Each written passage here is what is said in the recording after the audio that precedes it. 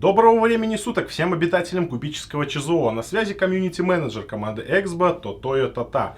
Сегодняшний патч хотелось бы начать с конца. Да, изнанка изменила не только привычные нам локации, но и сценарий к этому видео, поэтому придется действовать по ее правилам. Ну что ж, прочие изменения и правки. С приходом изнанки в зону был изменен дизайн подсказки о взаимодействии. Также, если взаимодействие длительное, то отображается прогресс-бар прямо в подсказке. Звук генератора зарядки на сейф-зонах стал менее шумным. В кастомизации снаряжения были разделены ячейки обликов и мотивов. Теперь на облик можно надеть мотив и наоборот. Обновлены модели комбинированных бронекостюмов серии Скиф. Бронекостюм Пахан был удален из игры и заменен у владельцев на бронекостюм Skif 2M. Цены на покупку предметов за Twitch фрагменты также были изменены. Кстати говоря, сегодня, 16 апреля, где-то в 5 часов вечера должна стартовать новая Twitch Drops кампания.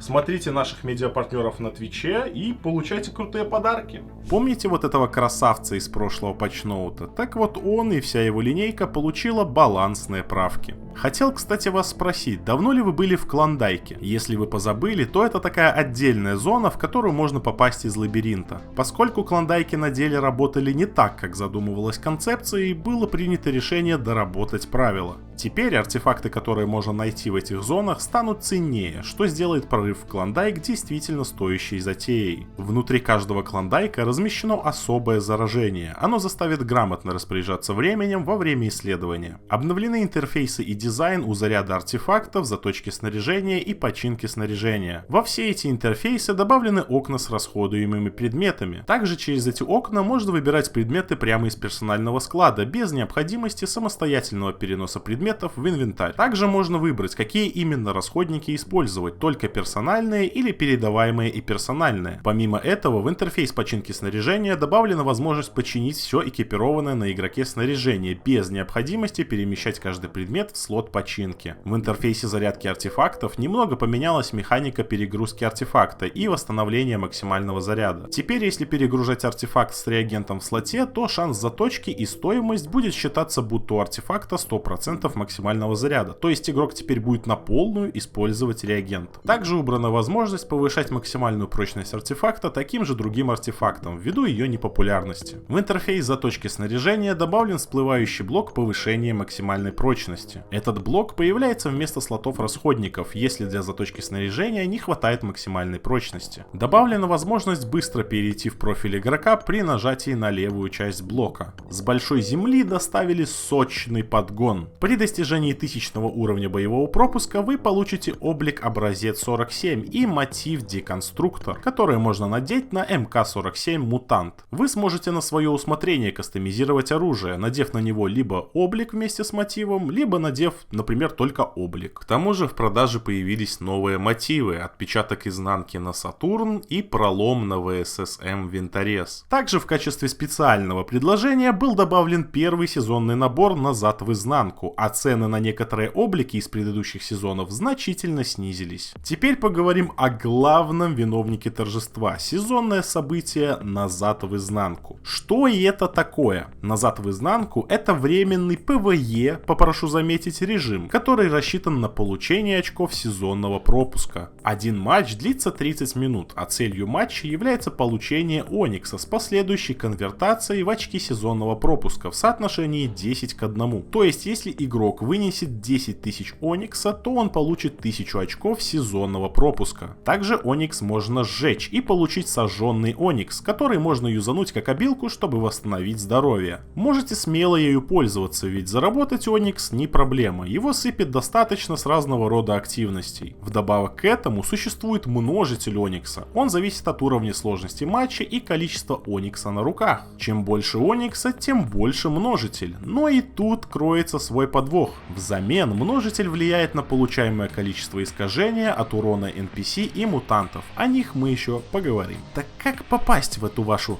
изнанку?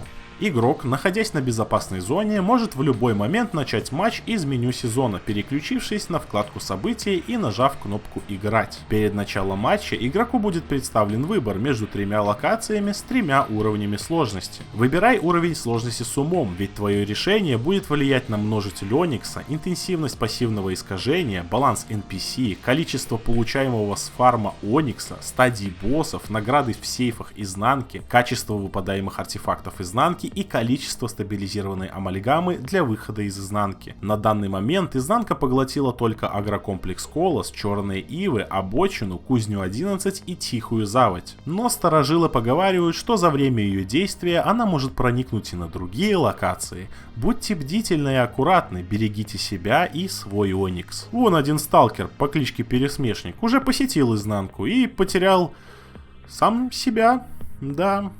Помочь бедолаге вы сможете при прохождении новой квестовой линейки «Спасти Пересмешника». Изнанка — это настолько опасное и неизведанное событие в жизни каждого жителя ЧЗО, что главам группировок пришлось договориться о перемирии, которое действует на искаженных территориях. Но не думайте, что раз другие группировки к вам лояльны, то исследование изнанки окажется для вас легкой пешей прогулкой. Во-первых, как только вы попадете в изнанку, у вас начнет накапливаться искажение. Это такой особый вид заражения, которому подвергаются все живые существа в изнанке. Поначалу оно может накапливаться обманчиво медленно, но не стоит забывать о нем. Ученые зоны провели ряд не очень этичных, скажем так, экспериментов и выяснили, что при достижении 1000 единиц заражения подопытные переставали подавать признаки жизни. Во всяком случае, так написано в их отчете. Давайте скажу проще.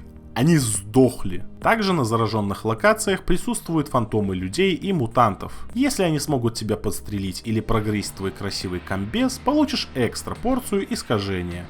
Имей это в виду.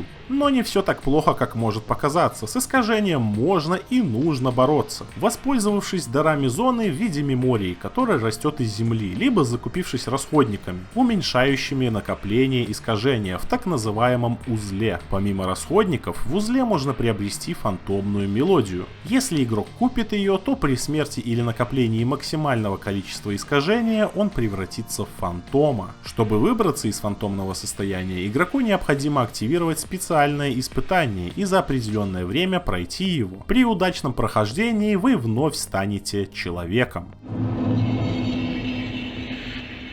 Помимо злобных мутантов и NPC, на локациях располагаются арены с боссами, победив которых вы сможете залутать ключики от сейфов изнанки. Расположение сейфов пока никто не знает, придется потратить какое-то время, чтобы найти их все. Ну либо подождать, пока старожилы зоны найдут их и поделятся с вами координатами. А вот какими координатами с вами уж точно никто не поделится, так это координатами местонахождения новых артефактов изнанки. Слишком уж ценные некоторые из них. Известно, что они появляются после выброса и, конечно же, только в зараженных изнанкой зонах. Пока они изучены мало, остается только гадать, какие чудо-сборки с ними придумают обитатели ЧЗО. А теперь моделируем ситуацию. Допустим, ты попал в изнанку, убил всех боссов, открыл все сейфы, нафармил кучу ониксов и даже не отъехал от искажения и местной фауны. Что дальше? Как вернуться с честно добытым хабаром к себе на базу? Для начала нужно стабилизировать лут, который ты нашел. Для этого зачисти события установка стабилизации. Воспользуйся специальным шаром, появившимся на месте события, и стабилизируй предметы, которые тебе нужно вынести. В обязательном порядке стабилизируй амальгаму. Это те штуки, которые падали тебе после зачистки спотов. Как раз именно их стабилизированные версии и понадобятся нам для выхода с изнанки. И учти, для разных уровней сложности нужно разное количество амальгамы. Как я и сказал, после выхода из изнанки весь заработанный оникс конвертируется в очки сезонного пропуска в соотношении 10 к 1. Все стабилизированные предметы, которые ты вынес, окажутся у тебя в инвентаре, а все нестабилизированные предметы и расходники изнанки исчезнут. Ну, получается какой-то достаточно простенький ивентик. Я бы даже сказал, чиловый ивент, да, никаких напрягов. Все здорово, классно, бегаешься, ПВЕ, никто тебе не мешает, все хорошо. Но мы же им не скажем. Конечно же, мы им не скажем.